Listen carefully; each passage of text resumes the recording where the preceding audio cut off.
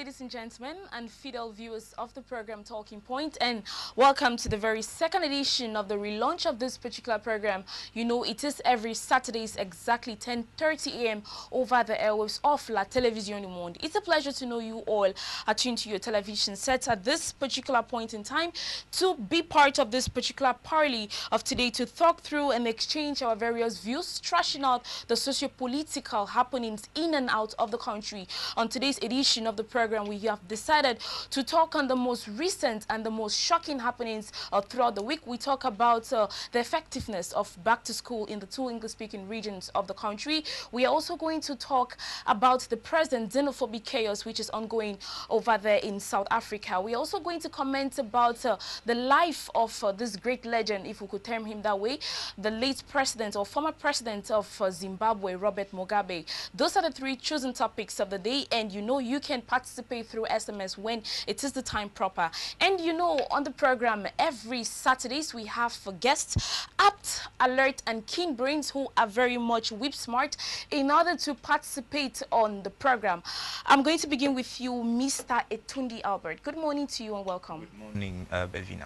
It's Belvian, and it's a pleasure to have you on the program. It's a pleasure too. You're a political analyst and a student in political sciences. Okay, if you student put it in like political that, no sciences. Yeah. I think it's very much okay that way, but in recent time you're going to be a political analyst. For sure. Okay, I would like us to talk about the latest plea for evacuation of Chief Ephraim Ononi, that is once served Prime Minister of Cameroon. Now, we know that we know the circumstances behind his jail term. The reason why he was in jail, he was accused of embezzling 1.7 billion francs CFA. Now, what do you think about this? If we want to talk about evacuation lately, or just last week or last 2 weeks, we talk about the evacuation of Yves Michel Fotso. And it has been a very long time since the inhabitants of Bakingili, where he actually is the chief, he's actually the traditional ruler. What can you say about this? Do you think it is not with regards to the tension that he had with the head of state before he was being locked up, that his evacuation is actually taking this long?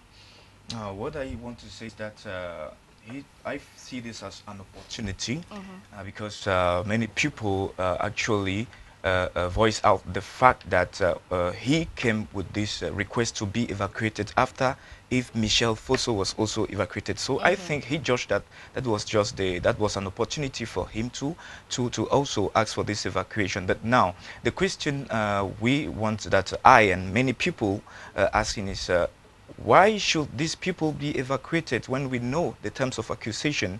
They have embezzled state funds, and today they have the privilege to ask for this for such an evacuation. Now, what about the other convicted people who did not we were not the big people or in the government, influential, who are sick in these hospitals and who cannot have the right to be evacuated? We know that as a prisoner, you also have the right. You have the rights for your health.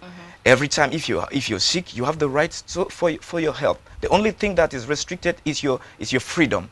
But the inhabitants of Bakingili actually made the point, saying he is 72 years old, he's really of age, and we talk about the incidents that took place at the Yaoundé Central Prison at Kondengi, where we are all aware of that particular fact, if we are to go into the details or not.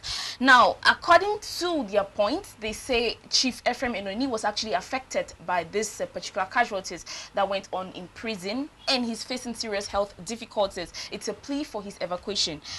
We know the reason why he was being locked up. Let's say the tension between him and the president. We know about the presidential aircraft which he was supposed to purchase, which had problems when the presidential couple were actually on the trip. Now, do you think, or according to what other people are putting as a debate, they say it can be termed, or it can be surrounded by this tension that we know that the head of state is trying to delay to sign for his evacuation? It is in political science, that is an opportunity. Let me just repeat it again. The state wants to sometimes appease, even if we have the impression that they always go on for the violence or whatever, or the strict methods. I think this is an opportunity that Ephraim Ononi, he is sick, fine.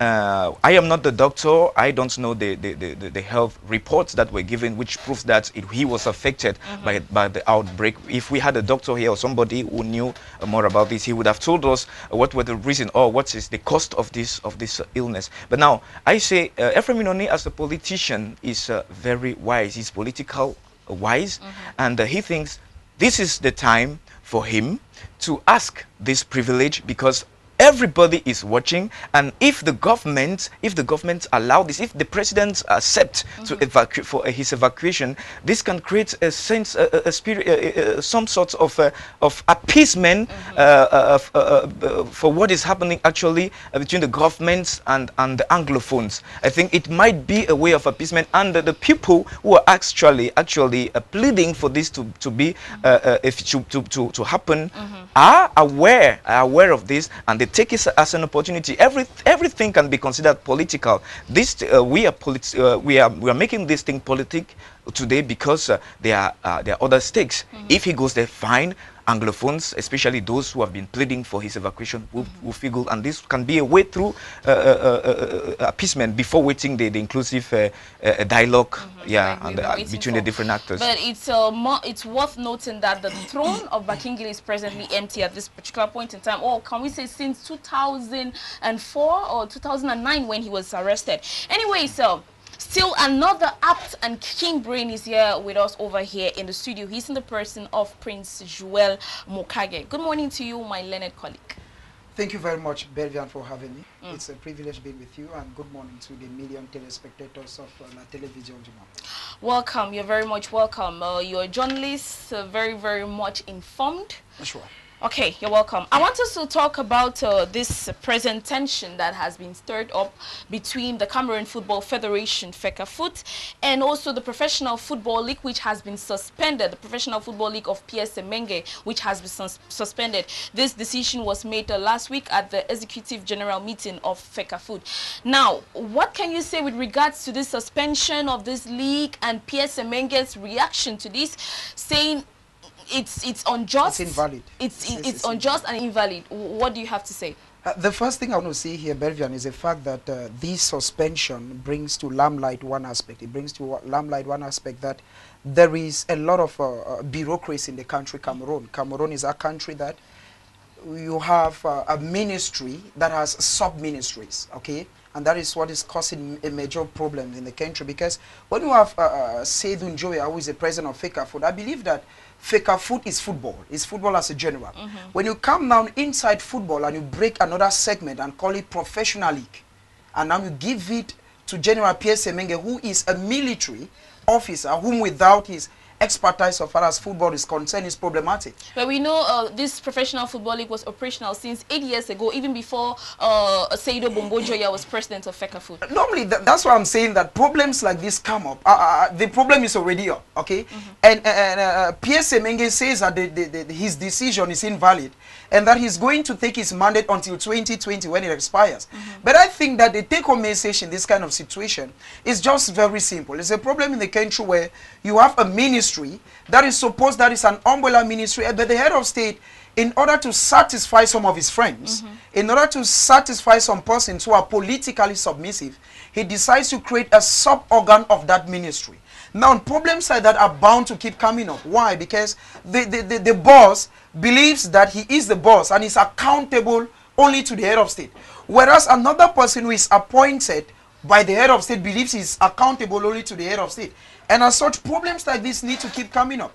And now, it is only going a long way to cripple the football of our country that's already on its knees. Remember that the country football, or rather the country, Cameroon, that used to be the pride of Africa so far as football is concerned, in the recent days has been, let me not call it a shame so far as football in Cameroon and the world is concerned. Why? Because we have this bottleneck. Who does what? Who manages what? And that is why you now have people like Seydou Njoya, who comes now and tells the president of the Professional League General, PSMenge, that no, you will not longer hold this term of office until we deem it necessary or until we vote another body. And now Semenge on one part feels that he is not or does not have that right to. Why? Because both persons are appointed by the head of state. And they feel that it should only be the head of state who should come in with a knife and divide and be the referee. And problems like this, Belvian, will always come up in the country, Cameroon, if we are not patriotic. And I think patriotism should only come at the level when we keep square pegs in square holes, not appointing persons, not giving persons positions because they are, to one extent, politically inclined, or to one extent because they are sympathizers to the head of state. Okay, but what do you think? Do you think Seydou Bombojoya actually has this right, creating this transitional operational committee that's for a period till 2021, that's a period of 2 years? And we know that Pierre Semenge has almost vehemently refused to believe any of this, and he has been holding press conferences here and there, giving his own outings. Do you think Seydou Bombojoya, as the president of FECAFOOT, actually has the right to pass this particular decision? If we go by his office, he is correct. By his office, because FECAFOOT is the whole body of football in the country. Because that is actually what many people were failing to understand. No. FECAFOOT is the general body of football in Cameroon. And the professional league is just a sub-organ or a subset in a set. Which means that if we were to go by the office of Seydou Bombojoya, he is correct. But now when you look at the person, General Pierre Semenge, this is somebody, I listened to one of his words to the media. He said he has served the military for 50 years. And that all through his serving in the military, he has never mismanaged a kobo. And that the head of state has never accused him for mismanaging a kobo. It means he's minimizing and underlooking the position of the person who is in front of him. And if we were to go by those who have served this country, remember that if you go history lane, General Pierre Semenge is one of those who saved, or rather in the coup d'etat, he was very instrumental. Now, when you have young guys who, because of political opportunity, I call it political opportunity, because in the country Cameroon, it will not shock me that my friend Etundi tomorrow is appointed the prime minister, is appointed a minister. Why? Because it does not take a school to be appointed a minister in Cameroon. All you need to do is to show that you're politically willing. All you need to do is that you are willing to die for the head of state. And I think that if we're to go by his office, Belvian, he is correct. But I know that the person, General Pierre Semenge, and his relationship between him and the head of state, I do not think that Seydou Bombojoya will end up being the winner in this battle. Well, we are going to keep our fingers crossed while we follow up the developments of this particular affair. Now, still to talk through and exchange the views on today's choosing topics of discussion, we have Mr. Akumangang Jefta, if I'm supposed to call it that way. You're welcome to the program, sir. Okay, thank you, Andy Belvian. And good morning to all televiewers, and welcome to all the panels. Okay, Mr. Jespal Nji, good, I got it correctly. You are militant of the Cameroon Renaissance Movement Party. You got it well. You're welcome. Now, I think you're in a better position to answer this particular question. Everyone is aware of the court hearing of your flag bearer and co. That is Kamto Maurice at the Yaoundé tribunal yesterday. Now, this particular court case, after a lot of tension, we talk about health failure in the court. We also talk about the case was being adjourned until September or October 8, 2019. How was the atmosphere when the militants and the supporters of the Cameroon Renaissance Movement Party, how did they receive this news? Okay, thank you. And I think in reality, we are talking about the elected President Maurice Kamto in Cameroon. And we keep on using that word because I think that's the second elected president in this country after that of SDF in the years behind.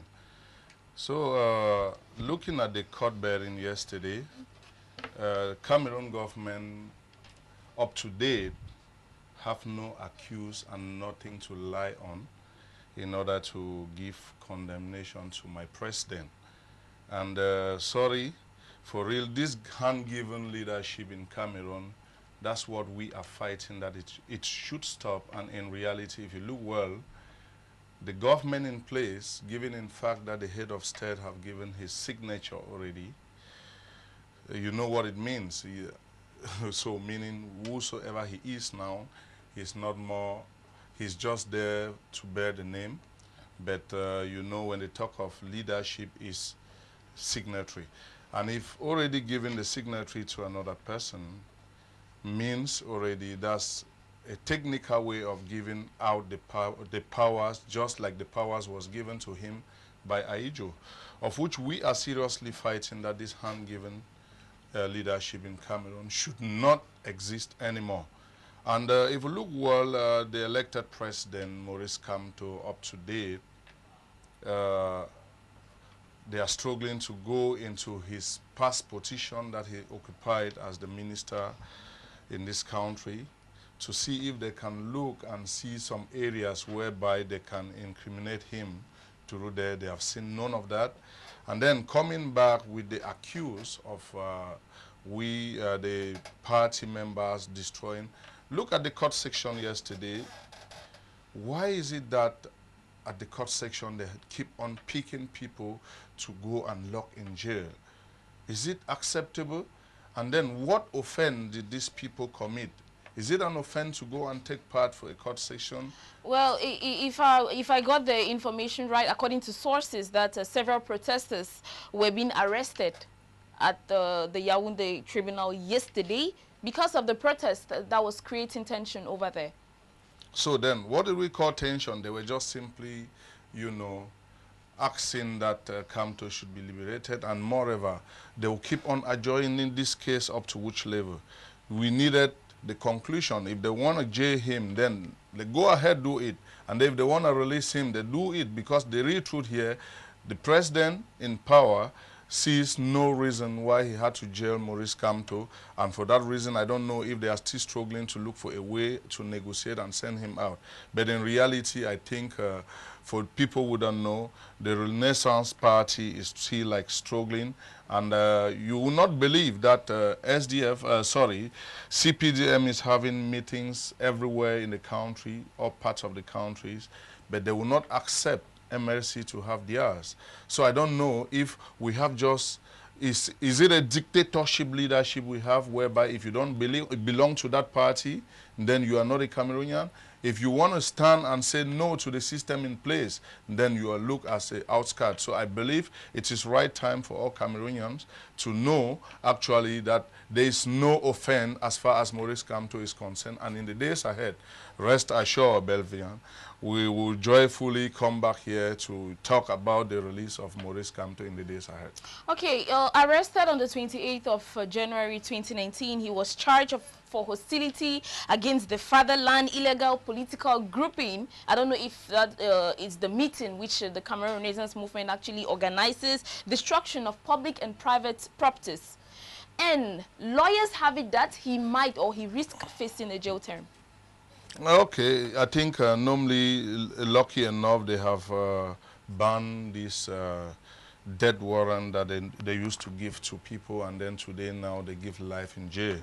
But in reality, looking at the issue of destruction, etc., let people don't go out there do whatever they do. And talking of MLC, I don't remember anywhere in a constitution and that of the country that Maurice Kamto took part of it. That is somebody who have done and he have given enough in this country, and he have done enough. Just like talking of the Bakassi, of which today we are so happy having Bakassi in hand. That is the person who gave Bakassi to Cameroon. So in reality, there is no offense, and whatever was placed on table, let there now stand on it.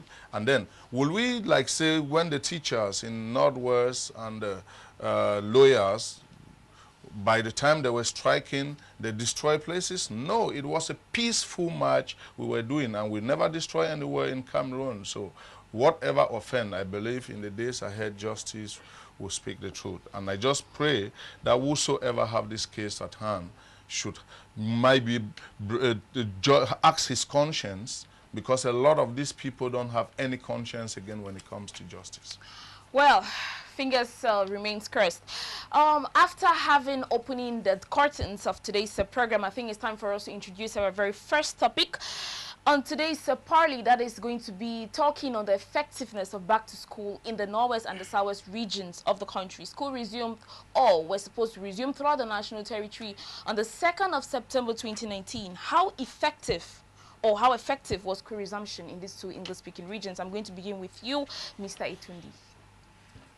Belvian, I am very surprised when I read the newspapers and what is shown on some TVs, the national TV, where we show effective resumption, where we see the same images throughout the week, where they successfully mobilized a group of children in a classroom and use those same images for the whole week. So that is lying to the population, because we know exactly what is happening. People are displacing today. They leave the northwest region, the Anglophone parts of the country, to come here because that place, the northwest and southwest, are not places to stay. Now, those who have their monies come in here in the peaceful regions and register their children to schools. But let the government tell us the truth, and that is what we want. The truth, because what creates all this hatred is that the government gives us wrong informations while we are in the field, and many of these people go to the field to go and see of that there is nothing happening there, but they want to make us believe that everything is fine, to convince us and the international community that everything is going well. What I think is we should try it, or the government should try to speak the truth. There is no effective school resumption, because we can't call that a school resumption, because you cannot we cannot have images of classes where elements of the bees are there to, I don't know what they are trying to they are keeping the security. And I think for students to be educated, it should be done in an enabling environment. So these places are very hostile to education, and teachers cannot go risk their lives. I don't see teachers or parents risking their lives to send their children to school when they know that they might be fired in the streets. So I want just say the government should, from time to time, tell us the truth. Cameroon Tribune, we thought Cameroon Tribune, they talked about the effective resumption, but it is wrong, it's fake. So are you trying to say this are one of the newspaper organs that are trying to mislead the population, giving misinformation? So according to your point of view, there was no effective back to school in the two English-speaking regions of the country. They organized their own back to school, but effectively we all know that it was not, it cannot be possible until they find a solution for the actual problem. But what I condemn is the fact that the government did not, maybe, I don't know why they could not foresee this will happen, because when this crisis started, they had the time to put on measures to at least take care of that educational part of the situation. Now they are going for an inclusive dialogue, but I think the priority now is to send these children to school. So they have to bring up measures or ways for these children to effectively go to school, even if they have to discuss their political problems, issues, or whatever later on. So they thought maybe with the violence, everything will just be as it has always been. The crisis will end with the pressure, the violence, but it did not end. And I think last year that we had the same problem. So by that time, they would have been, if they were wise and if they really loved, if they really wanted peace and these children to go to school, at that moment, they would have started looking for measures to create conducive environments for these children to effectively start their school this year. Okay, I'm going to turn to you, Prince Mukage. We are talking about the 4th academic year since students and pupils in the Northwest and Southwest regions have not been able to get quality education since the commencement of this socio-political unrest in November 2016. That academic year was disrupted, and this is actually the 4th academic year. How do you think, or what possibility do you think can be made in order to ensure that this school resumption is actually effective? Because we talk about many pupils and students who are at home, who are going to subsequently become illiterate. The first thing I want to say here, Belvian, is the fact that none of us here can dispute the fact that education is fundamental, and that if we are where we are today, if we can speak what we are saying today, is because we went to school. And the fact is, like my brother was saying, the government has shown bad faith. For school to be effective, we've said it 3 years ago. We are saying it today. We'll still say it tomorrow, and we'll say it next year. For school to be effective, it's very simple. You don't expect a child to study in an atmosphere where the next day the child sees the teacher's head on the streets, like what we saw in Bamenda, psychologically, because there's what we call psychological preparedness. You don't expect a child who is sitting to write an exam, and closest to that child is a uniform officer. When we were young and we were growing up, Belvian, they used to tell us in school that the police is your friend. But today you need to take away the FRI and remain with the police is your N. It means that once you see a police officer, you start trembling. That's what the police has become in Cameroon. They are no longer to protect the civilians, they are there to molest the civilians. So for schools to be effective in the Northwest and the Southwest, I'm not the first to say this. So many schools of thoughts have said it. It is very simple. One, the troops, a military is aimed. The work of the military is to protect a country against external forces. There is no war in the Northwest and the Southwest. There is no need why the military, for instance, should be seen, a truck of military should be seen around Bamenda, for instance, the main town. No. They should go in the barracks, waiting for enemies who may come in. And when we talk of enemies, we mean those who may want to attack the country, like what is happening in the north, where we have separatists coming in, or rather we have Chadians coming in, or we have the Islamic sect, the Boko Haram. That's the first thing. Let the military go back to the barrack. That's the first thing. If the military goes back to the barrack, that fear is going to go off children. The second thing is this. The government should create an enabling environment. What is an enabling environment? There are schools that have been burnt down. If you go to Kaikom, for instance, in Kumbu, in Bui Division, so many schools are on their knees. What do? We build those schools. So much such that a child who treks, for instance, from Kaikom right up to Bamenda town for education can go back to school where he used to go to school. Let the government build the schools that were destroyed. That is another reason. Another reason is this. The government should ensure that all those who are part of the educational ladder should be well treated. Recently, I listened to the senior divisional officer for Kumba, or for Meme. He said that all civil servants and especially teachers who have boycotted, who are not in their area of command, he's going to see to it that they are sanctioned. How? The day of school resumption, we did report where in Kumba, there was no student, no teacher. You don't expect a teacher to go risk his life in that area. No, the environment is not conducive. No person. It is very true, the right to education is fundamental, but no, the right to life supersedes life of education. Who will you prefer, Belva? Will you prefer a PhD dead son or an illiterate living son? You obviously prefer the one that is alive. I think that the government knows what to do because the government in itself. Recently, I saw some of the CPDM militants carrying out, I'm not a politician, but I saw some CPDM bigwigs carrying out what I would call a kind of a camouflage, where they carried some few bags, some few exercise books, and took some nooks and crannies giving children. No, these children used to school without your books, without your bags. I, for instance, I schooled without anybody giving me a bag nor a book. So for the government, for schools to be effective in the Northwest and the Southwest, it is very simple. Let the military go back to the barrack. Let that which has been destroyed be constructed. And let the government come to the dialogue table. Some of those teachers who on October 2016 went to the streets, like Tassan Wilfred, where are they? They are in prison. And what is his fate? He is one of those who have been slammed for life. What do we expect? You don't expect people to have. One of those who are preaching back to school like Mancho BBC, who came out in the coffin revolution. What is he? 15 years imprisonment. No. The government is not showing good faith. It is very simple. For schools to be effective in the Northwest and the Southwest, let the government come to the dialogue table, discuss with those who are concerned. It is in every country, Belvian, in every country, especially in crisis moment, what do? The government will lose nothing to lose a term, or rather a week of education. The government could suspend a week of education, bring all the necessary stakeholders to the dialogue table.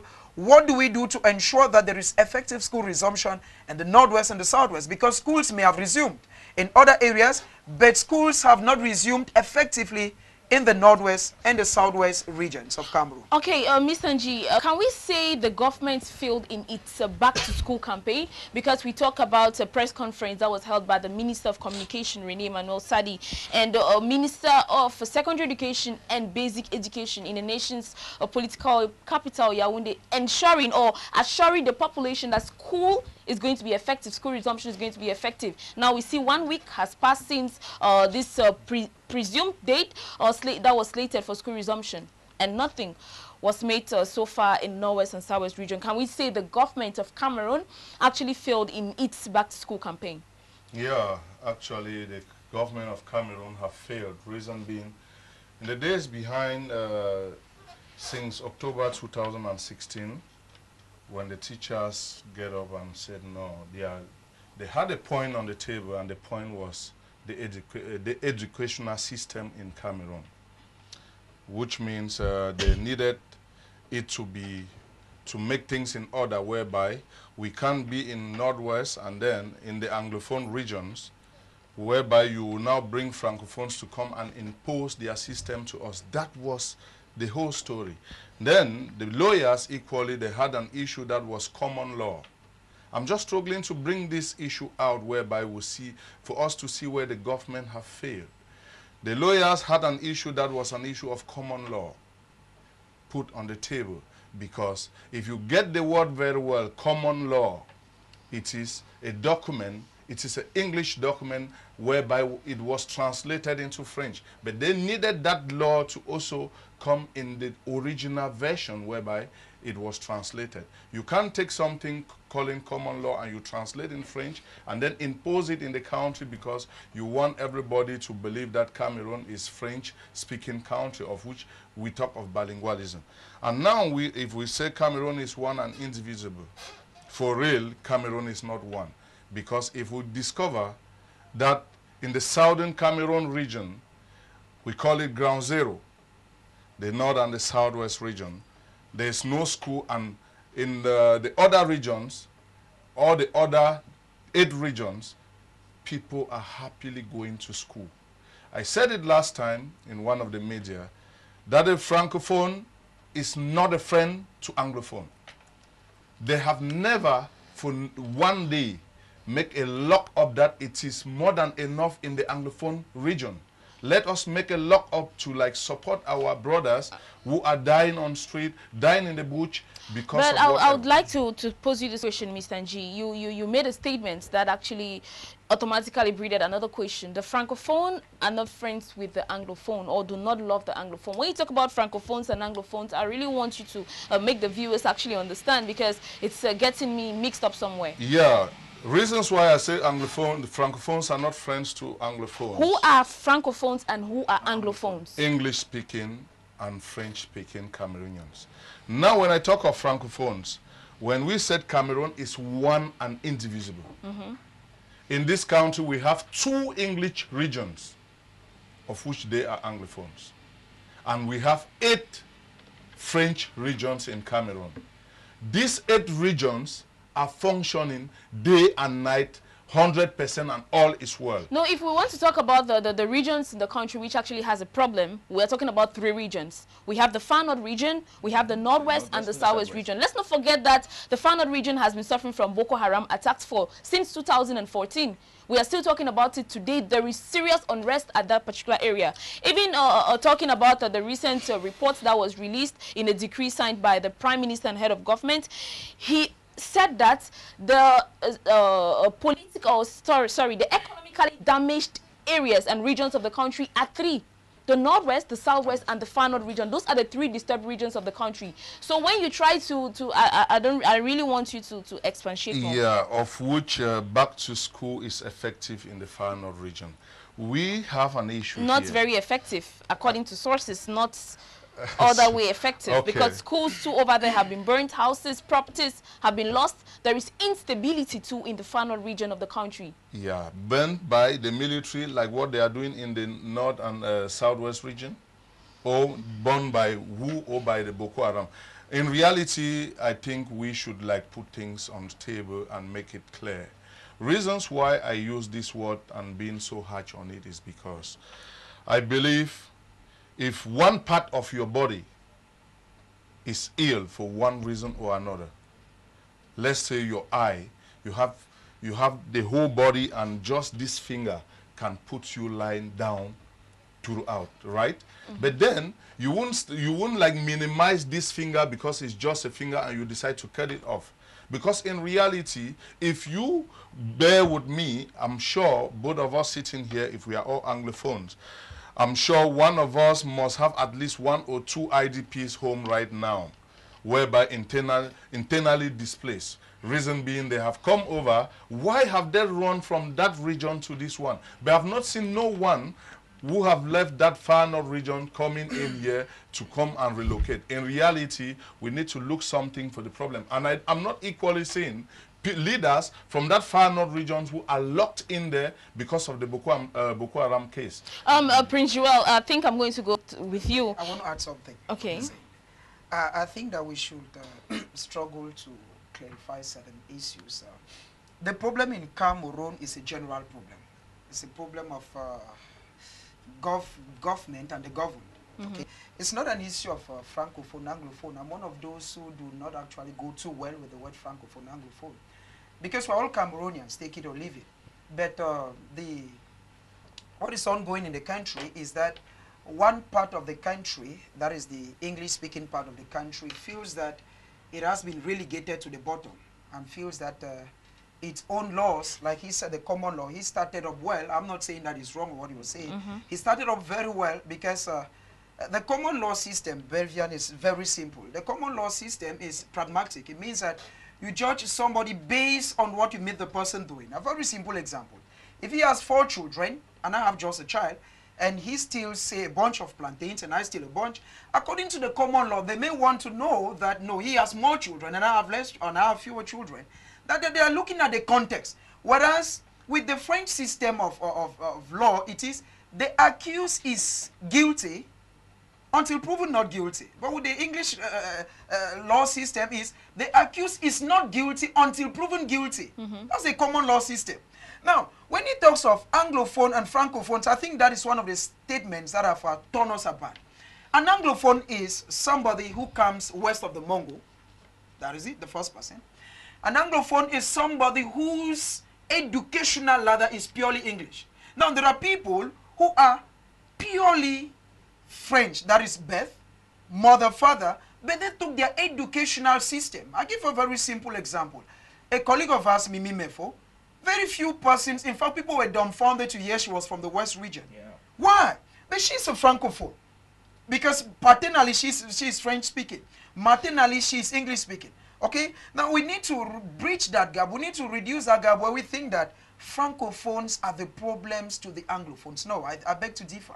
Why? The problem in Cameroon is the system of government.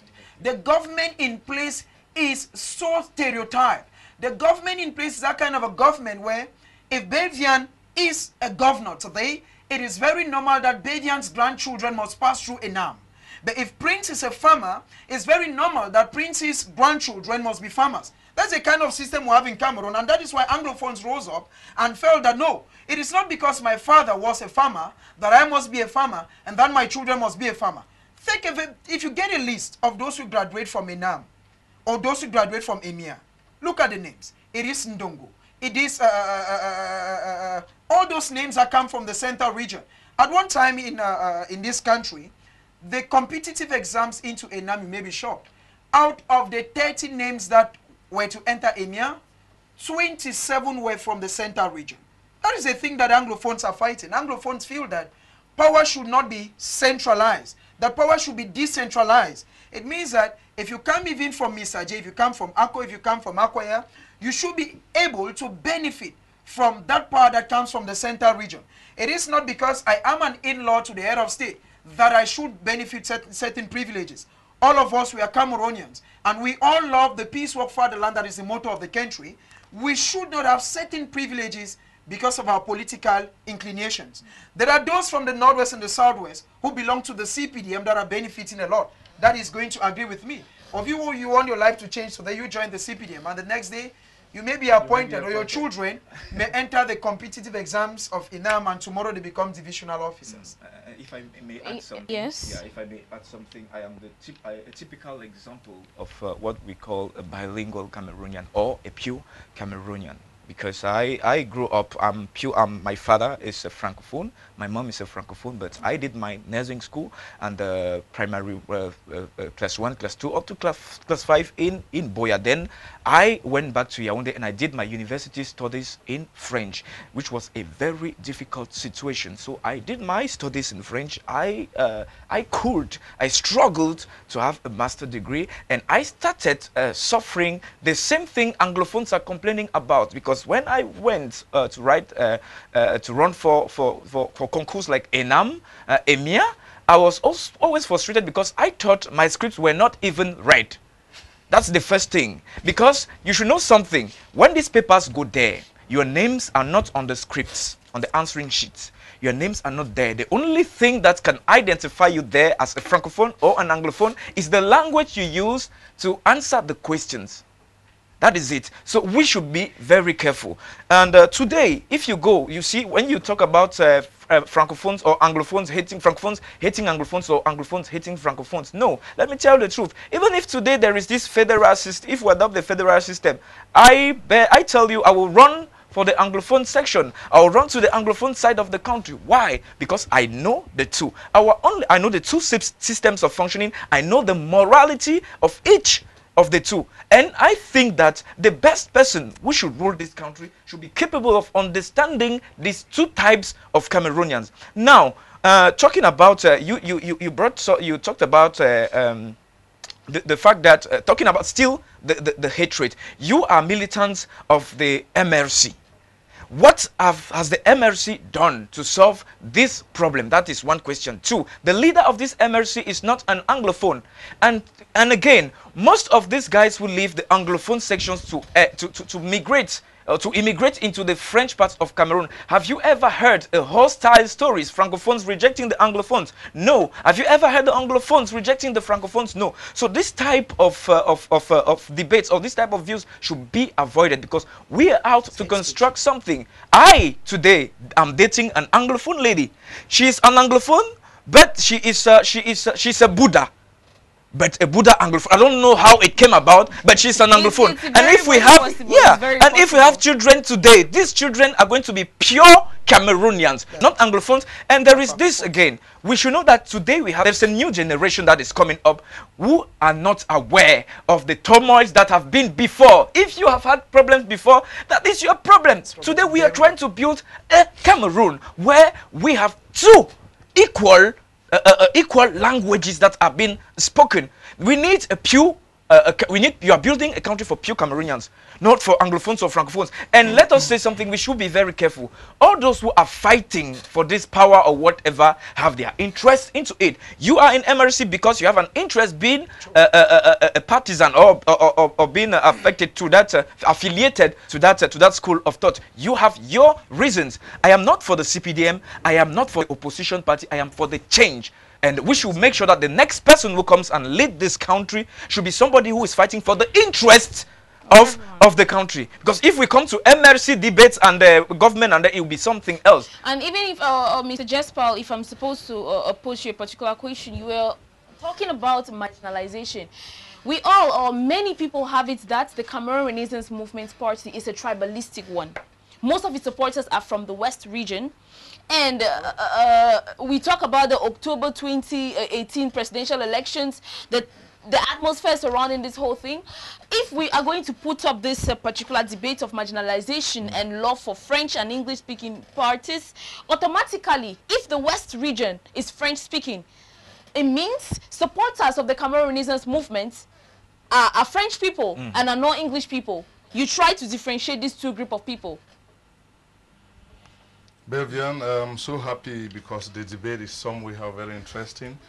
But my brother said he wanted to be differ with me, at the end of the day, he came back making things very clear that by birth, if you are an Anglophone, you are a trouble to yourself. English speaking, you are a trouble to yourself.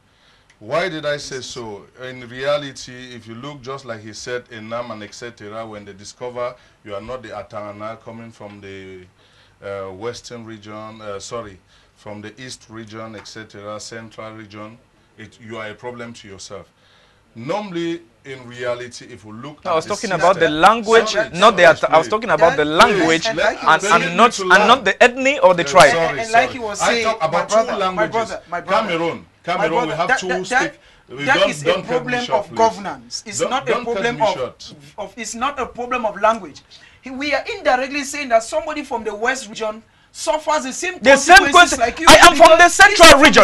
I am from the central Okay. region. Somebody from the east region suffers the same consequences. Somebody from the far north region suffers the same consequences. It is just, if you're not from the central region, then forget about it in this country. That's what we're thinking. And central region, I don't believe is an English region. That is where the problem is. I'm sorry, you get it. If I get to languages, reason being, if you look at the position where the Cameroon government have failed, if we talk about bilingualism, We are all okay with that. in reality, they would have started it at the nursery level, whereby we do everything 50-50.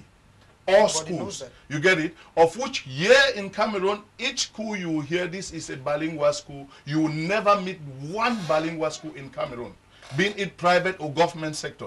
When I talk of bilingual means, they give all subjects 50-50, and we have two teachers. They exist. We give, no, These schools exist. Bilingual These schools exist. Government Government bilingual high school, Bafusam.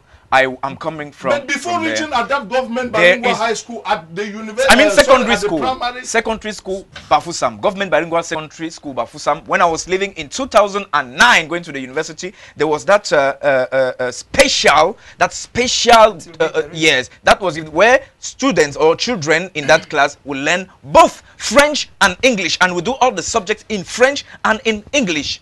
No, they exist. I'm sorry. And then if you give just one, as you said, out of many in Cameroon, in reality, if you look well, if you get into it's not just one. There are many. We have, listen, there please, are many. What I'm saying is reality.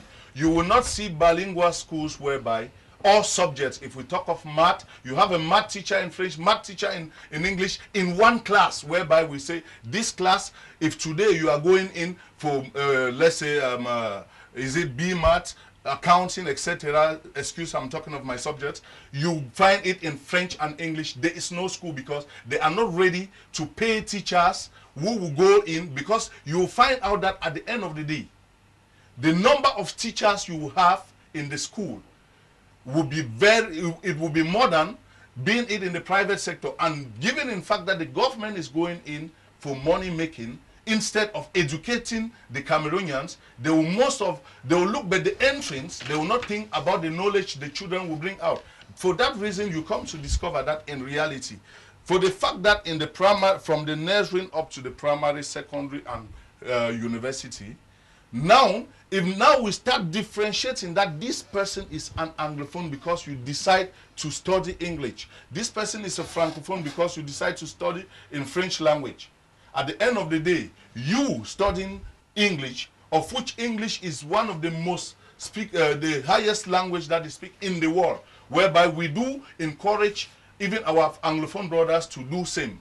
But then in our country, having that language or going in, knowing that in reality, and by the time we're now looking at the top positions, knowing that the president is a Francophone, the vice president, etc., and most of let me say something about this. Let me say something about this. It depends. What do you call an Anglophone? Who do you call an Anglophone? An English speaking. Have you ever listened to Issa Churuma and most of these ministers when they speak in English? Do you have a problem with their English? Oh my God! Now I want to consider something. Yeah, let us consider something.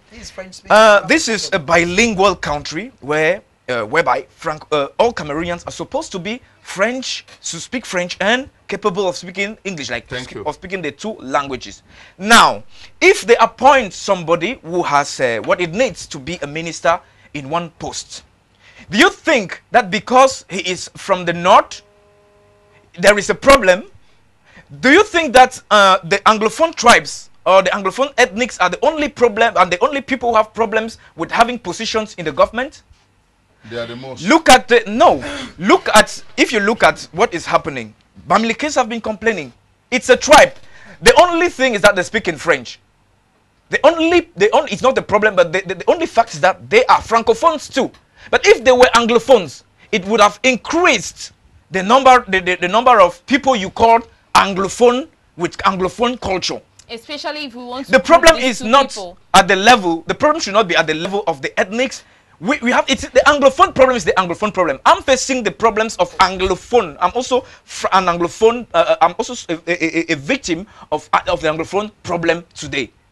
but I am not from the northwest or from the originate from the northwest or the southwest region. That's what I am saying. So if each tribe starts complaining about the fact that we need, I'm a Mangisa, like my ethnic group, that's the sub group in the Beti land, is Mangisa. That's where I'm coming from, where my dad is coming from. But we have no Mangisa man in the government. We have no Mangisa man in the as a minister, and we have been complaining about this too. If I'm still with you, Mr. Ndi, if I'm still with you, if you talk about differentiating French people and English-speaking people, the flag bearer of the Cameroon Renaissance movement is French-speaking. Does it mean that the French people or the Cameroon Renaissance movement people do not like the English-speaking people? You are militants of the Cameroon Renaissance movement. And you talk for them here. And you speak English. Your flag bearer is French-speaking. What do you mean there is no love between English and French-speaking people? Especially if your boss, the boss of your party, is French-speaking. Yet, you support him and you blend with him. Yeah, thank you, Belvian. I'm not in that party because of who is leading the party. I'm in the party, reason being because it is the party that have convinced me that they want a change. Even though the party is French-speaking? Even though it is French-speaking, you get it? They need a change. And by the period of election, he makes it clear whereby he convinced me by making things clear that he wants it in such a way whereby in Cameroon, we know about they will campaign treat speeches. everybody. We know about campaign speeches. I'm sure if you are supposed to hold a post of responsibility today, you will have a campaign speech that is, of course, aimed at grooming the people to supporting you. Yeah, and not like going up to the extent of going, getting a live jail in prison. Few Cameroonians will go up to that extent of getting live jail, just like we earlier said. That some of the lawyers are already talking of live jail, right? Few Cameroonians will get up to that level to go in for live jail for a change. What convinced me for the party is not the person standing at the party, but my problem is he is struggling to see that this issue of Anglophone problem is being solved. I want to bring up something, please. I want to know the provisions he has made, or the fights he has made to see an end to the present ongoing Anglophone crisis. Okay, thank you. If I want to name them, and then maybe I'll end up taking the whole day. It's okay. Just go ahead. Just name a few No, of them. I just want to add something. We are colleagues. We were colleagues because I was in the TV where you actually officiate as a journalist. When we had speeches and debates during the debates in the constitutional, how do we call it, the organ in charge of regulating or who takes care of the requests that the different parties made after elections, what they call it in French, the Constitutional Council. Thank you. When the debates were being carried out there, I was there with all my Anglophone colleagues, and they were like, Camto is powerful, Camto is that. I was just surprised because I asked them one question. Are you blind? Are you not seeing what is happening? SDF, the SDF, which is an Anglophone-based political party. I'm saying this because the leader, the chairman, the stronghold, is Northwest and South. most of the politicians there, or the partisans of this party, were from the English part of Cameroon and the Bamilikes. Until when Maurice Kamto came, all the Bamilikes left like the SDF and went to support their brother. Because let me call it brother, but because that is a regional party. According to me, that is a regionally inclined party. So they abandoned the SDF and went to the MRC. Joshua C was left with no support, and he decided to play a double game. Because what I'm seeing today is like he has resigned. He has almost resigned from the ideologies of the SDF, and a little bit started tolerating or accepting or going into the games of the ruling party. What about the SDF, which was the main opposition party? Why did the Bamileke decide to leave this party, which was almost gaining grounds, and which I believed was to be the party that was to replace the CPDM today?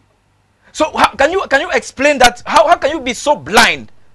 How can you not see that This thing is a regional party that you are going to. What makes you think that their political project will work for the Anglophones? What makes you feel that?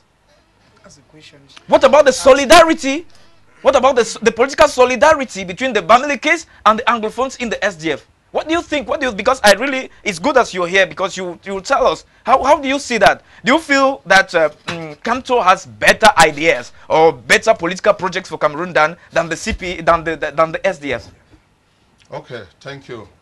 Coming back to SDF and MRC, whereby we're talking here, SDF used to be the first opposition leader in Cameroon. He used to at the past, because today he is not more. I'm not supposed to ask you questions. When you talk he's about normal, right? It's MRC, right? When I say used to, I'm talking of the past here. The main opposition political party is known by the number of seats you have at the National House and on the Senate. As of now, is a Social Democratic Front. No, as of now, after the presidential election, following the position from the president, the person who was the second, etc., it is MRC. So no, what number do they hold? What's their number in the National Assembly? You group? We have not yet gone in for one that is still on the way coming, of which we are actually going to prove it, right? Okay, right on. So I think if you look well, I'm sorry, regarding that of SDF had a failure whereby at the beginning they thought they were going in for war. Catch them, yeah, you get it. Then now you will see the leader of that party saying there's never a day whereby I will sit like this and Pobia and we talk, because he's like an enemy. Because when you say you catch him, who are you going to catch? The man who is sitting there at the throne. Then along the way we discover whereby he came to Bamenda and said, for you to catch an elephant, you need to move near where that elephant lives to know how the elephant goes out and come in. Which is not wrong. Listen, I'm still talking. When you were talking, I allowed you to finish your phrase. Go on. For you to catch an elephant, go where that elephant is, and then in order to know where to put your trap, and you easily catch the elephant, of which he now left Bamenda and Tarankun, of which you know, to Yaoundé. But the real truth about it in terms of politics was getting nearer where the business is really there in order to get into the Manjua. But when he get there, what was the result? We saw 1 May, whereby he was the one holding flag, leading the political leaders to go and give it to the President of the Republic. The same person who said yesterday that he have been asking Odien to meet Pobia. Pobia have never accepted, and he will never sit on the same table with Pobia. Then going to appreciate him for a job well done. And is that bad, appreciating a job well done? At the beginning, he refused doing that. So what makes him to accept suddenly to go in? Meaning he have now relying with him. But then when we saw Kamto coming in, this man have been in that CPDM party. Let us make it clear. He have been in the party. Are we clear about that? He knows in and out of the party. The reason why Kamto is being locked in today is because these ministers who are there, they know who Kamto is. And they know if that guy is there at the seat, he will first of all start by cleaning the house. When I mean cleaning the house, is cleaning the decks. What about the fact that he is not even supported in his own village? He does not need to. Are you sure Frunzi was supported in his village? I am not sure. Thank you. If he was that good, if he was. Well, he's not supported in his village, but supported even with the Anglophones, just like you said. It's true. So my problem is somebody who will give us the change we need. And the party in seat will never give the change we need. So because they have this is nothing but it's the words of a patriotic party supporter, if we're supposed to term it that way. But let us go back into our original topic. Now, if we're going to conclude on the very first topic of the day, what do you think, or we are looking into the second week of school resumption that is going to begin on Monday. How much do you see these two regions preparing for this back to school, especially the fact that we know a 2 weeks ghost town has been implemented in the 2 English-speaking regions of the country? Do you think it's actually possible? I think special measures should be taken because at this point in time, I don't. They will not have the same. Will not have the. I mean, will not have the same times, or they will not follow the same time of education or syllable. Yes, there should be a special measures that should be taken for the students, especially for those who were not able, or parents who were not capable of registering their children into the other regions, peaceful regions of the country. I think special measures should be taken, and these people, I mean, the government and the separatists or whoever are involved in this crisis should do it as a common will to gather make a conducive environment for these people to go to school. Because I believe we might be accusing the government, but the government cannot decide. If the government was capable of deciding the ceasefire, they would have done that since. Because even with weapons, they were not. It means they should really dialogue. And the dialogue is not just. I think the government is working towards. If we are talking about dialogue, we know there is no possible platform. There are possible platforms, but now, is the opposition or are the secessionists showing the will to create this conducive environment? I think if they were willing, they would have at least accepted children to go to school and wait until when the inclusive debate or inclusive the gathering for the inclusive debate is done. Then they talk about other things. I think for now the government can't be blamed. But the government is working towards dialogue, and these secessionists too should look into it and accept this dialogue, especially as what concerns education. Okay, Mr. Mokage, 1 minute. Before I lost something, I think he talked of government have been working since 3 years. In reality, this one had nothing to do with the political parties. The Anglophone problem is the problem between the government and the secessionists, you get it. Now political parties or political leaders want to now hold it as a branch to get into it, of which it is not their issue. I think the problem here now is there is nobody, just like she earlier said, to go in for dialogue table. Reason being, you don't know if they call. We have men of God who have proposed to the government that, okay, permit us. I guess Cardinal Tumi, because when we talk, we give names. Cardinal Tumi said, please permit, let me see what we can do. And by the time he struggled taking a step, before he discovered this guy, this former Prime Minister, no, the one in Southwest, Msonge, Peter Msonge, get into it now. It become now a political issue. He went, gathered some some paramount chiefs there in Southwest, did whatever he could do. But then, at the end of the day, the real truth here is this. By the time the militaries are in the field, you will not ask me to drop down weapons and you hold your own weapons. Those guys will always be there. But of course, I don't know if you know that it is practically impossible for a military personnel to put down his arm. Yeah, actually, normally, but militaries are not it's not their job. We have people who are supposed to be there, I mean like the police, who we call them, they are peacekeeping force in the regions and in the town. But then, when we now have bills, arms getting in now, and then with all the troops. What is the army? Who are they protecting? What's the mission? They are protecting the civilians, the institutions. I think that is the job of the army against those who are attacking these people. And those same people that you say they are attacking these people, they are equally saying that they are protecting the people against the military.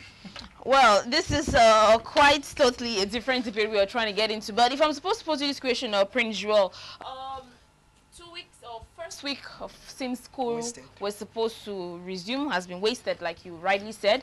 We saw the Minister of Territorial Administration, Paul Atanganji, who went to the west region of the country to give or to finalize the emergency humanitarian plan. Many people turned to condemn this act in general, saying the government is trying that school should resume.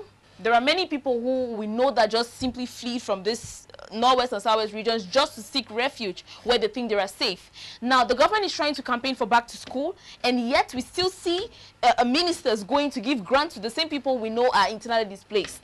Still, those who are in the west region of the country, who come from the southwest or the northwest region, or do not have the means to get education. Now, do you think there is a controversy somewhere? The first thing I want to say is what the government is doing, I'll call it hypocrisy. It's hypocrisy. And one man told me that hypocrisy is worse than adultery and fornication. You cannot send somebody out of his house and you come somewhere and pretend to give the person food. No. You cannot burn somebody's house and give somebody a mattress. Where would the person sleep? Under a tree? I doubt. The first thing, like I said before, is very simple. If government really loves its citizens, it is very simple. Let us go back and redefine what caused the problem. If the government goes back to the root cause, because Belvian, you do not solve a problem from top, you solve a problem from the bottom. The Anglophone problem that started 2016, which was just another phase of it, because the Anglophone problem has its genesis long back in 1961, that if we want to dive into it may take us 2 long days. I believe that what Paul Atanganji is doing, like other ministers, is just to show the world that we are also compassionate. We also feel the pains of those who have been affected by the ongoing crisis. And I feel that instead of giving somebody a fish like they are doing, they would have taught people how to fish. What do I mean by this?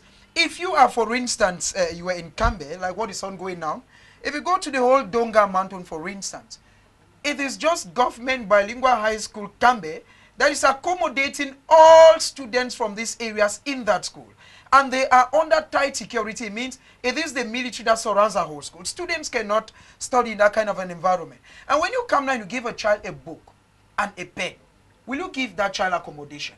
A colleague of mine did a report in the West region, precisely in Buda, where an internally displaced child from Batibo spent 2 long days struggling to get a house. And the room she could situate was so expensive. You should know that the region that is closest to Bamenda as of now is the West region, and has a lot of internally displaced persons. Even now in Douala, Belvian, you and I know that to get a room is not easy. At first, it was very easy to get a room for 10,000, 15,000 francs. But because of the crisis, accommodation has increased. But what do the ministers do? What they do is they come together, a few Cameroonians, they call them internally displaced persons. They bring our colleagues from the national station who are already there to take cameras. They give you maybe some few exercise books, a bag, and maybe some tablets of savon and maybe a mattress. The question is, where will you stay? Those same ministers tell you that if you go to any government school and the principal of that school is hesitant to grant you admission, call this number. But when you call that number, who picks? And even when they pick, who is ready to respond? Because they'll tell you, go to any government school, they're going to admit you. I think that the problem, the bend line problem is very simple. If this government is sincere, one of the greatest mistakes that this government made, I'm not a politician, one of the greatest mistakes that this government made was to have given a life jail sentence to Sisiko Ayoktabe on the eve of education. That played a very negative role so far as back to school was concerned. Because when that jail term came up, it was on Monday, I'm sure, breaking Tuesday, and the next day we saw lots of people taking their luggage out of the Northwest and the Southwest. That's a political blunder. Because as of now, take it or leave it, Sisiko Ayoktabe, he may be a separatist, a secessionist, like the government puts him. But he is what we will call an agenda setter so far as the Anglophones are concerned. It means that so far he went in, each time that Sisiko says there is 2 weeks lockdown, the people respect. Instead of protecting him, he is in prison, yes, giving him a life jail sentence. He is one of those who was talking that there should be a dialogue. When you slam him a jail sentence, it means the dialogue you're talking about is not envisaged in the next 10 years. It means you're not ready to dialogue with any person. And when you come to give a pen, a back, and a pencil to a child whose mother, whose father, whose siblings have been wiped out, whose only house, maybe the only few palms he inherited from the parents, have been burnt down, what do you expect? The memories. Remember I said something here, Belvian, that there's what we call psychological preparedness. When you invited me for this program, psychologically I need to be prepared. You cannot force a child. Everything that the government is doing now is what I'll call cosmetic solutions to the Anglophone problem. If the government wants to solve the Anglophone problem, it's very simple. Why? In 1961, it was very clear that if the president is from French Cameroon, let the vice be from English Cameroon. And in 1975, when the then president, Aiju, abolished a position and appointed the present president, Paul Biya, as the first vice president of his, or the prime minister of the country, the post of the prime minister became second. It means that if the president is French speaking, let the prime minister be English speaking. It is true Anglophones still today have the post of the prime minister. But does the prime minister no real powers? But does the prime minister have any portfolio? That's the question. And another issue in Fumbani was agreed that for this union to be good, both languages should have equal status. Go to Yaoundé. You will see boldly written, Ministre d'enseignement secondaire. It is in capital letters, but in very small letters and very unnoticeable. You need to even wear eyeglasses to see it. You see, Ministry of Secondary, and at times the translation. Go to the national station, if you've been in Balade before. In French, it is written tiré. And in English, they say draw instead of pull. Those are some of those things that are pushing the Anglophones. And I think that, Belvian, if the ministry or if the government wants that, schools should be affected. Because I'm not a prophet of doom, but I still do not think that schools can be effective on Monday. I'm saying so even as a parent, because if I have my son, I will not encourage my son to go to school in the Northwest or in the Southwest. Why? Because I prefer seeing my son alive, even if he's handicapped, than having that son dead with a PhD. I prefer a living illiterate than a dead PhD illiterate person. Okay, thank you very much, Prince. Okay, let me get to you, Mr. Jasper. What do you think? Do you think school will actually be effective this coming week? No. Looking at the tension, and I think it won't be possible because it is right time, like I earlier said, nobody is ready to invest in that two regions anymore. People who owns private schools have locked down, because if you open your school, you don't know who is going to burn it down. Is it the military? Is it the Amber Force? So you don't know it. So for that reason, a lot of people don't want to invest anymore. But let's not forget that the government is presently trying to attract investors by this economically damaged areas. We talk about the recent decree that was signed by the Prime Minister, who says that these three regions of the country, the north, the southwest, and the northwest region, will be used to attract more investors. Being that, it's true I'm not very good with economic analysis, but because it is facing economic damages, it is going to help the government to grant any company that wants to invest in these areas to give them subsidies. If we are going to tell me that way, to give them subsidies. So yeah, there are cosmetic solutions. I think actually it is good. That's a very good thought of that of the government. But it's because that area is a risk, that's a risk zone for now, whereby anyone who goes and bear the risk for now will be the person to benefit in the days ahead. But no good Cameroonian that you and I know is not ready to bear the risks. The Cameroonian, the real Cameroonian of which we are not used to war. We are not used to hunger because we have enough food in our country, etc. That's why we used to give some even out.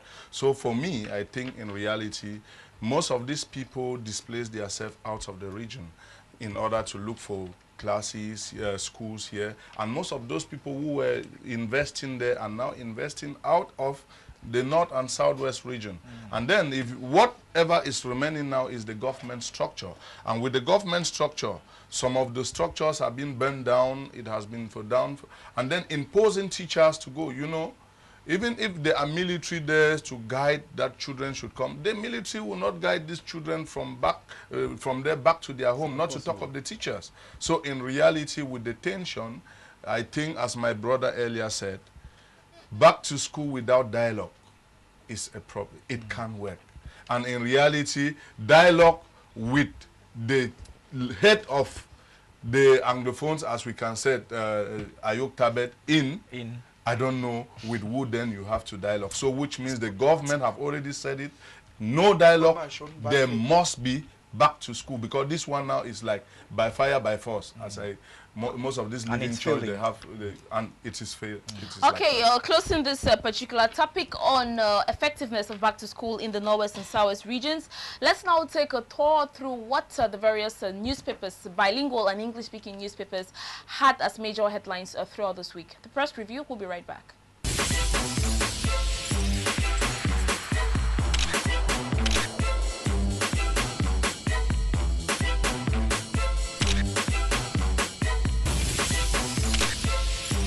Cameroon Tribune titles, Public-Private Partnership, 22 projects presented to the government. Out of a number of the development projects shortlisted by the Canadian firm, 3 are likely to benefit from the World Bank funding. They are in the transport, agro-pastoral as well as urbanization and industrial sectors, and were disclosed to government in Yaoundé, in the nation's political capital, 5th of September 2019. The Post-Weekender titles 2019-2020 school resumption in the Northwest and Southwest, a tale of boycotts, gun battles, and political manipulations. Prime Minister Wu's enterprises to invest in economic risk in the Northwest and Southwest regions. Still on the Post-Weekender, the senior divisional officer's iron rod embargo frustrates development projects. The Guardian Post titles, announced lawyers strike, government pleads bar leadership on bending. Yaoundé Military Tribunal begins deciding Kamto's fate today. FIECOM gets international standard certification. Senior divisional officer pressures Kumba SDF mayors, council workers to defy to lockdown. Still on the Guardian Post, Mayor Ekema intensifies crusade against the ghost town lockdown in Boya. Emergence newspaper tacked the words of Tibor Nagy after schools fails to resume effectively in the Northwest and Southwest. In his words, separatists, government needs to enter into dialogue without preconditions. FIFA World Cup Qatar 2022 CAF Zone first round qualifiers begin today. Another edition of the Guardian Post Daily titles, Prime Minister Dion Gute and Danpulo clash over Nextel crisis. Government prohibits small-scale mining operations near riverbeds. Semenge dropped as Football League boss, but appointed Fecafoot honorary president. University of Boya lecturers, administration flex muscles over receipt examinations. The Guardian Post, Justice Minister, Police boss, summoned bar leadership over announced lawyer strike.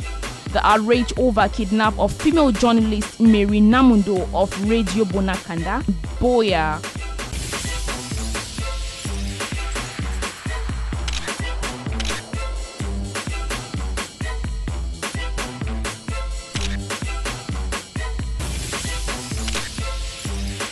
Ladies and gentlemen, you're welcome back. If you're just tuning in, it is the program Talking Point every Saturday, 10:30 a.m. until 12 noon. We are going to the second topic of the day, the second chosen topic, and we are going to talk about the present ongoing xenophobic attacks and fear that is going on in South Africa right now. Now, if we want to talk about xenophobia, we know xenophobia is actually fear or hatred that you perceive for somebody who is you term to be a foreigner or strange. We talk about this xenophobic attack that has been ongoing since 2017 in South Africa, for example. Now, with this most recent attack that took place in South Africa, a South African taxi driver was being shot by someone who was believed to be a Nigerian drug dealer. Now, it turned out later that this accused, or the person in question who shot this South African taxi driver was a Zambian. Now, this caused serious tension between South Africans and Nigerians who were living over there, and escalated into a strike action where various people were being beaten up, shops were being burnt down, and businesses too were facing serious difficulties. Now, it has aggravated to a situation where strike action is ongoing in Nigeria. We got outing from Cyril Ramaphosa, that is the president of South Africa, got press conferences from different personnel. We also know about the closure of the South African embassy in Nigeria, and also other businesses which are based in Nigeria. South African businesses based in Nigeria. I'm going to start with you, Prince. This xenophobic attacks has been going on. It's something that we've been living in Africa for a very long time now. This recent attack has caused a lot of chaos since last week. What can you really say to comment about this? Like, what can you say about the African, or the African man, the black man in itself? It is indeed, Belvian. It is indeed a shame that Africans that we are, negritude, the black race that we are, that we have turned against our very own. It is indeed a very big shame. And I think that Nelson Mandela, wherever he will be, he should be vibrating where he is. Because this is the same thing that Nelson Mandela spent 27 years in prison fighting for. This is the same thing that the founding fathers of negritude, our fathers who fought for the independence of Africa, the Kwame Nkrumahs, the Jomo Kenyattas, the Ernest Wandis, and so many Africans. I believe that if Africans should rise against Africans, it is indeed a shame. It is a shame, and I think that it is high time that the South Africans who are perpetrating this act should maybe come back to action. Why am I saying so, baby? I'm saying so because South Africa is losing a lot already. For instance, in Zambia, the Zambians have banned that they will not play any South African music. That is one of the consequences. And that a friendly match was supposed to play between Zambia and South Africa was called off.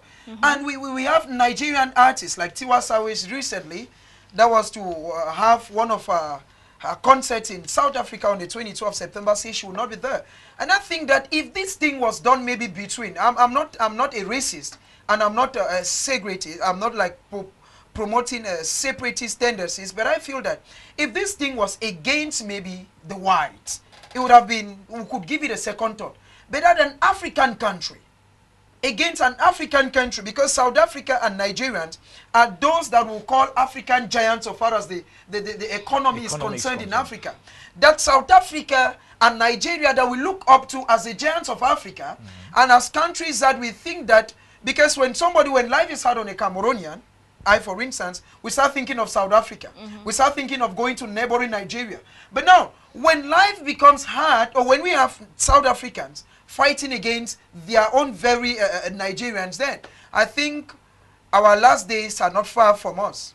It's true. Okay, I'm going to turn to you, Mr. Itundi. Now, let's talk about the so many businesses that have been crumbled, South African businesses which are based in Nigeria. We talk about 150 of them. ShopRite has been wrangled. It has been destroyed. ShopRite in Nigeria, that's Lagos, Nigeria. We'll talk about other businesses which are based there, which are closing down already because of these xenophobic attacks. It is going to cause instability in South Africa and Nigeria too. I think Nigeria is hitting hard, and that is these are the type of reactions that we should have at this particular time, because I think the first thing to do is to end all diplomatic relations with this country, to make them know that what they are doing is very serious and it goes above acceptability. If we want to go on to diplomacy, the president of the country is really not okay with what the citizens are doing. He is not ambassador in South Africa. Yes, to return. Yeah. And even a military helicopter or plane was being sent to South Africa to take on Nigerians who are living there. The president is not happy about what is going on, but many people called his reaction as babyish. Because he was very calm with his reaction towards this. You know, the president of the state is responsible for whatever speeches he makes on TV, and let us say on public communications or wherever he communicates for, he speaks for the country. So he is very careful with the words that come out from his mouth, because Nigeria is not a country on its own. Nigeria is involved in the world movement. They are part of the international community, and all these countries who constitute the international community are always work for peace. So these spontaneous reactions that most of these citizens have is because of the feeling they have for their nationals in South Africa. But the presidents cannot encourage it. If these people if these people are against this diplomatic way of handling things by their president, it is just normal. Even in Cameroon, when our president does things that some might not understand, we can still show or air out our anger. But this is not because the population is against the president that what the president is saying is not good. He's doing it in a diplomatic way, because after this, life will continue. Life will, of course, continue. Yeah. Oh, Mr. Jesper, let's talk about this xenophobic attacks. We know that xenophobia, it has been existing for a very long time, but the problem is, why should a black man do it to a fellow black man? Because if we talk about Brazil, Canada, Colombia, Mexico, and many more had this same almost the same xenophobic attack, but it was somewhat racism. What can you say, that the black hates the black? Yeah, I think the problem here is an issue of lost bullet, which means they went thinking it was Nigeria, and then they attacked the wrong person, the wrong country. And just like my brother earlier said, in reality, that are reactions we need. To believe that you are out there, but then your brothers back at home are still thinking of you. Something in our country that we will never think up to that extent. We have moments whereby our which Cameroonians were attacked in, what you call it,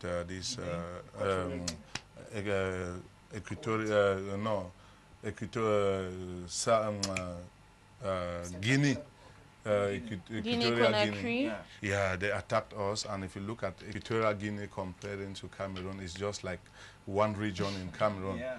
And then our brothers were like sent out, but we did nothing to their brothers here, you get it.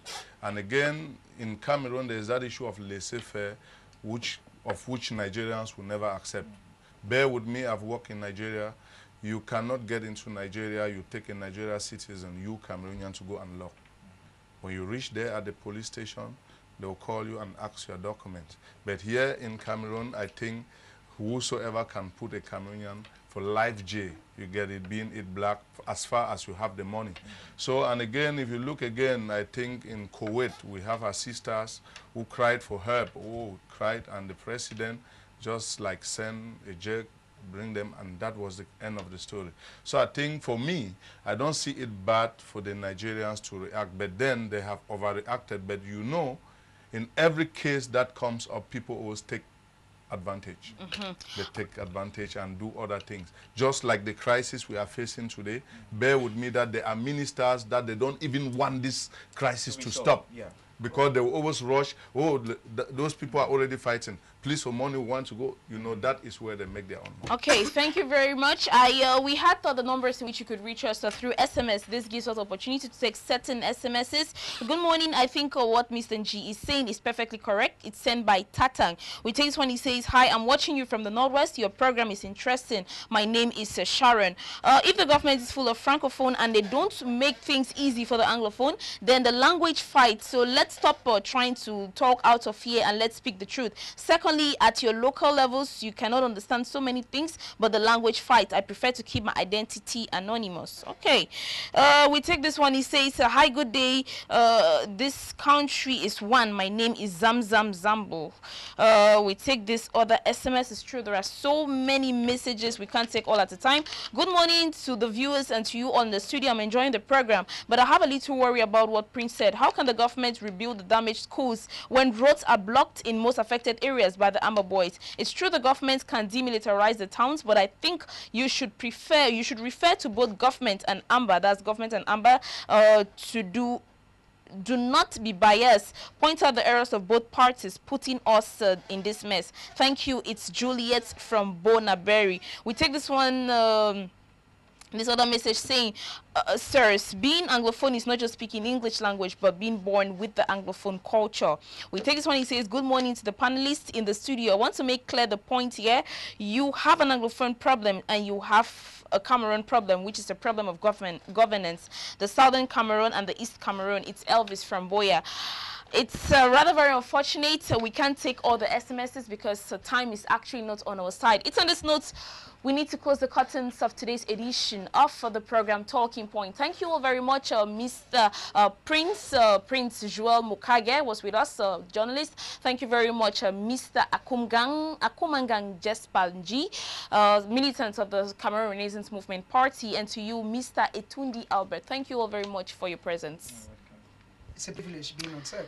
Okay, viewers, simply take a rendezvous with us next week, Saturday, exactly 10:30 a.m. until 12 noon for another edition of the program Talking Point, where we turn to ponder and express the various pros and cons on the choosing affairs and eventualities, talking about the scenes too. Thank you all very much for participating.